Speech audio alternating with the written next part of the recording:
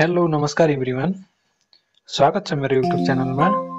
आज म नेपालको शेयर बजारमा यो आस्पा भनेको के हो, आस्पा चार्ज किन लाग्छ, आस्पा चार्ज कति लाग्छ, कुन कुन अवस्थामा आस्पा चार्ज लाग्दैन, आस्पा चार्ज फ्री भएका र आस्पा चार्ज लाग्ने बैंक तथा वित्तीय संस्थाहरूको केही लिस्ट देखाउने छु। आशा छ तपाईहरुलाई यो भिडियो निकै काम लाग्नेछ। यो सबै कुराहरुको जानकारी पाउनका लागि हाम्रो भिडियोलाई तपाईले अन्त्यसम्म हेर्दिनु होला। अब हामी सुरु गरौँ। आस्पा चार्ज भनेको के हो? आस्पा चार्ज भनेको नेपालको शेयर बजारमा शेयर आईपीओ, एफपीओ वा राइट शेयर आवेदन गर्दा लाग्ने शुल्क हो। आस्पाको full form application supported by blocked amount भन्ने हुन्छ। आस्पा प्रणाली अन्तर्गत बैंक तथा वित्तीय संस्थाले तपाईले आवेदन गरेको शेयरको लागि रकम ब्लक गर्छ अथवा अस्थायी रूपमा फ्रिज गर्छ र यसको सेवाको लागि केही शुल्क लिने गर्छ। आस्पा चार्ज किन लाग्छ? अब हामी आस्पा चार्ज किन लाग्छ भन्ने प्रश्नतिर लागौं। व्यवस्थापन प्रक्रिया 1 मा बैंकले आस्पा फर्म सत्यापन गर्न, रकम ब्लक गर्ने र सेवन वा नेप्सेलाई जानकारी पठाउने सेवाहरू प्रदान गर्दछ। यसको लागि केही शुल्क लिन सकिन्छ। त्यस्तै नम्बर 2 मा रहेको छ सुविधा शुल्क, सर्भिस चार्ज भनेर लिन्छ। केही बैंकले यसलाई आस्पा प्रोसेसिङ फी भन्छन् भने केही बैंकले चाहिँ आस्पा एप्लिकेसन फी भनेर चार्ज गर्छन्। अर्को छ नियामक आवश्यकता। धितोपत्र बोर्डले आस्पा प्रणाली अनिवार्य गरेकोले बैंकहरूले यसको प्रबन्धनमा लाग्ने खर्च कभर गर्न यो शुल्क लगाउँछन्। आस्पा चार्ज कति लाग्छ? नेपालमा आस्पा चार्जको नयाँ नीति अनुसार रु 5 मात्र लाग्ने भन्ने नियम सेप्टेम्बर 2023 अर्थात् भदौ 2080 देखि लागू भएको हो। यो निर्णय नेपाल राष्ट्र बैंकले गरेको हो, जसले बैंक तथा वित्तीय संस्थाहरूलाई आस्पा प्रक्रियाको लागि अधिकतम रु 5 सम्म लिन सकिने अनुमति दिएको छ।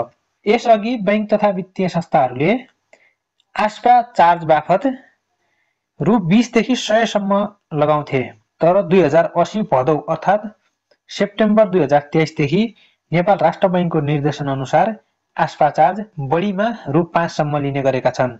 म तपाईहरुलाई केही उदाहरण देखाउँछु। आस्पा कमिसन एसएचईएल भनेको छ रु 20 आस्पा चार्ज लिएको छ।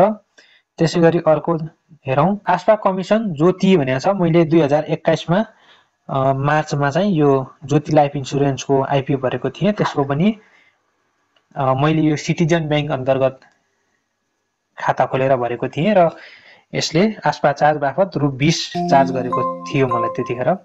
र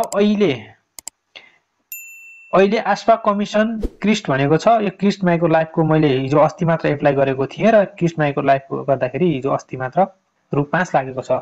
आस्पा कमिसन ओएमपीसीएल भनेको छ, ओ मेगासिरी फार्मास्युटिकल्सको मैले आईपीओ भरेको थिएँ। यसको पनि आस्पा कमिसन रु 5 मात्र लागेको छ। त्यसैले बैंक तथा वित्तीय संस्थाहरूले पहिले आस्पा कमिसन भनेर रु 20 देखि रु 100 सम्म लिने गर्दथे भने अहिले बढीमा रु 5 सम्म लिन पाइन्छ। यदि रु 5 भन्दा बढी लिएको पाइमा हामीले नेपाल राष्ट्र बैंकमा उजुरी दिन सक्छौं। धेरै बैंकहरूले आस्पा चार्ज लिने गर्दछन्, केहीले आस्पा चार्ज फ्री पनि गरेका छन्। हामीले त्यसका लागि बैंकहरुमा भिजिट गरेर पनि हामीले त्यो देख्न सक्छौं। यदि तपाईहरुले डिजिटल प्लेटफर्म मेरो शेयर बैंकको मोबाइल बैंकिङ अथवा इन्टरनेट बैंकिङबाट आवेदन दिनुभयो भने बैंकहरुले चार्ज नलगाउन सक्छन्। अब म तपाईहरुलाई नेपालमा आस्पा चार्ज फ्री भएका र आस्पा चार्ज लाग्ने केही बैंक तथा वित्तीय संस्थाहरूको सूची यहाँ देखाउन चाहन्छु।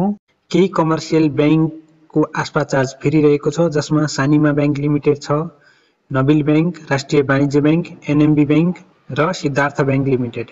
यी 5 वटा बैंकमा आस्पा चार्ज फ्री छ भने बाँकी बैंकहरुमा चाहिँ आस्पा चार्ज लाग्ने गर्छ, जसमा आस्पा चार्ज 5 रुपैयाँ सम्म लिने गरेका छन्। यदि तपाईहरुले डिम्याट अकाउन्ट बनाउनु भएको छैन अथवा डिम्याट अकाउन्ट चेन्ज गर्ने सोचमा हुनुहुन्छ भने यी आस्पा चार्ज फ्री भएको बैंकमा बनाउँदा उपयुक्त हुन्छ, किनभने यो आस्पा चार्जले पनि हाम्रो धेरै पैसा नोक्सान हुने गर्दछ।